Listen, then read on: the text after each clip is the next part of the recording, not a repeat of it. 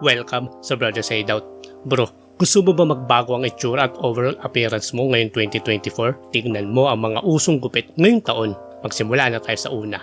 Ang K-pop undercut. Ang hairstyle na ito ay halo ng sophisticated and rebellious look o may pagkasosyal at bad boy effect ang dating. Layered yung magkabilang gilid mo at medyo manghaba ng taas na may bangs. Bagay ito sa mga makakapal at bagsak ang buhok. Preferred to ng mga babae kasi uso ang K-pop culture dito sa Pilipinas.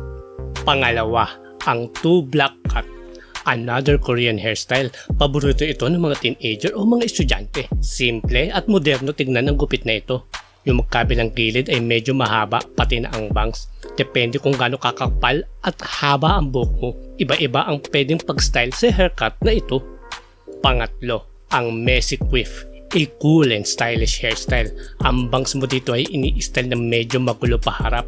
At yung magkabilang gilid mo naman ay faded o ahit para makita ang volume sa taas ng buhok mo. Bagay ito sa may mga confident, carefree at with strong personality na mga lalaki. Pang-apat, ang textured fringe. Ang hairstyle nito ay medyo edgy at bad boy ang aura mo dito.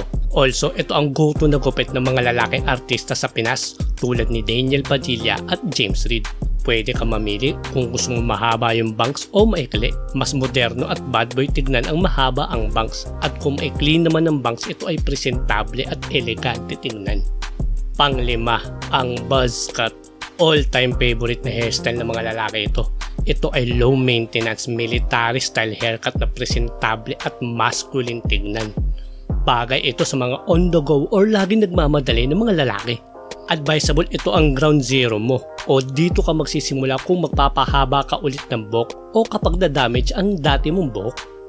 Pang-anim, ang crew cut. Another classic low-maintenance military hairstyle na hindi mawawala talaga sa uso.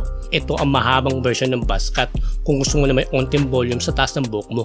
Para maging stylish tignan, pwede mo ipapid yung magkabilang gilid.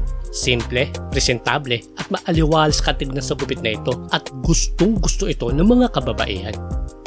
Pang-pito, ang taper fade. Ang trendy hairstyle nito ay combination ng dalawang gupit, ang taper at ang fade.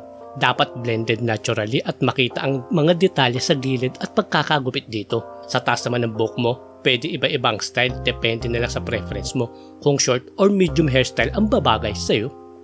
Pangwalo, ang textured crop. A low-maintenance, stylish, and versatile hairstyle. Ito ay malinis tignan at textured ang taas ng buhok na may volume at bangs. Pwede layered, faded, or trim ang magkabilang gilid para mag-stand out ang volume ng taas ng buhok. Pang-siyam, ang spiky haircut. Originated way back noong 1980s nung rock and roll era. Ini-style ito ng parang mohawk, pero faded, tapered, or ahit ang magkabilang gilid ng buhok mo para makita yung volume and texture ng spike sa taas. With its bad boy and rebellious look, sakto ang hairstyle nito kapag mainit ang panahon or summer. Bagay ito sa mga teenagers, students, or young professionals to have an edgy look. Pang-sampu, ang slick back. Ang hairstyle na ito ay lagpas 100 Gs nang ginagamit ng mga lalaki. Ito ay rugged, sophisticated, and classy tingnan. Ang pag-style nito ay binabrush mo patalikod yung buhok mo. Makakatulong sa umpisa na gumamit ka ng hair blower para masanay ang buhok mo. At dapat faded, undercut, or layered yung gilid para mag-stand out yung buhok mo. Pang-11, ang side part. A hairstyle since 1920s, a very professional, sophisticated gentleman look.